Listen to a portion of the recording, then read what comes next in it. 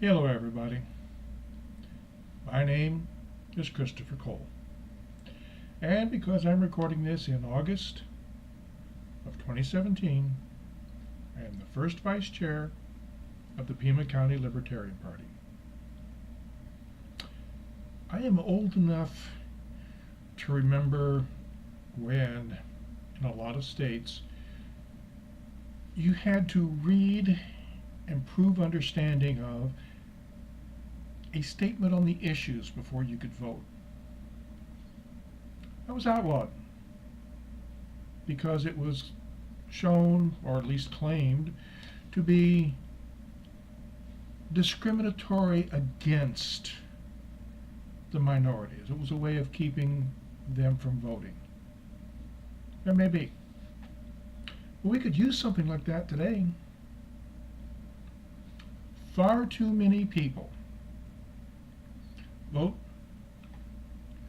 not because they understand the issues, not because they know what a candidate or incumbent stands for, how they stand on the various and sundry issues.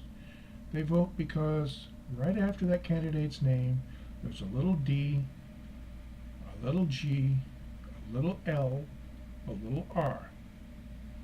And that's all they vote on. Robert Heinlein, in his book Starship Troopers, not the movies, but in his book, The Starship Troopers, he postulated a democracy where, in order to vote, in order to be a full citizen, you had to perform military service for at least one term. And the military took anybody. If you were blind and deaf, well, maybe they'd give you a job feeling caterpillars and seeing if you could identify the species. That's kind of what one of the recruiters said. Now, you show up, you vote, you don't need to be informed, you don't need to be anything but a warm body.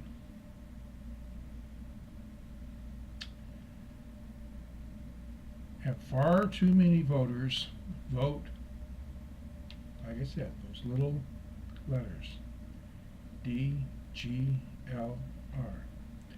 Democrat, Green, Libertarian, Republican. That's it.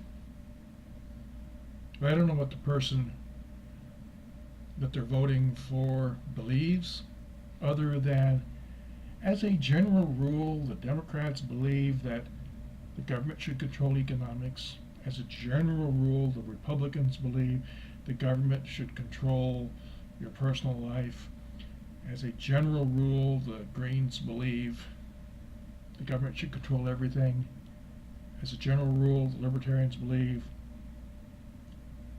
the government should control as little as possible. As Harry Brown once said, I want a government that's small enough to fit inside the Constitution. And on the various propositions and bonds and this and that, all of the other non-candidate elections, they vote, I don't know, they vote for something because, wow, it's something. It's something that sounds good.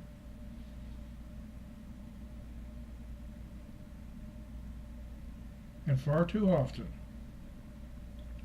governments sidestep what the voters want. To give an example, here in Pima County in southern Arizona, there is a great deal of opposition to a proposed interstate highway called I-11 that bridges between I-10 and I-19 down towards the south of Pima County. The people of Avra Valley hate it, almost unanimously.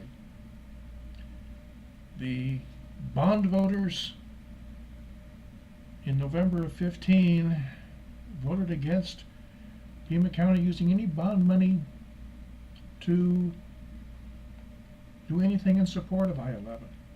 The Pima County Board of Supervisors says we're opposed to I-11. But the civil service is shoving I-11 down everybody's throat.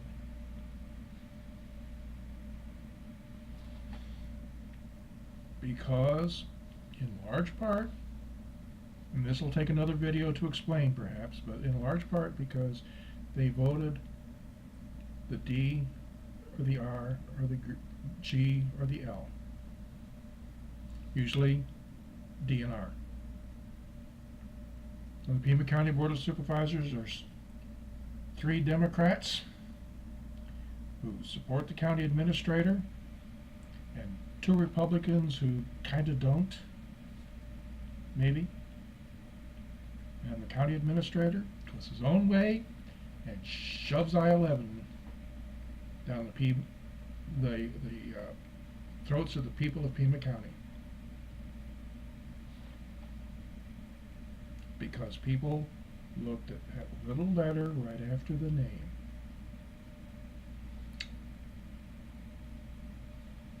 It didn't help that Pima County's gerrymandered to ensure that regardless of anything else, 3 Democrats and 2 Republicans are elected to the Board of Supervisors. And in 2020, when the next census comes out, it'll be gerrymandered. 3 Democrats, 2 Republicans.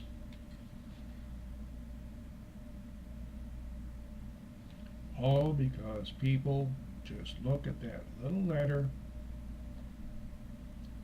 and they don't look at the issues, they don't look at the positions of the candidates, and they don't look at how the candidates' actions differ from their positions. All because they just look at that little letter. D, G, L, or R. That's it. And we get bad government because of it. As always, unless you honestly look at both sides of an issue, you don't have an opinion, you're a parrot. Thank you for listening.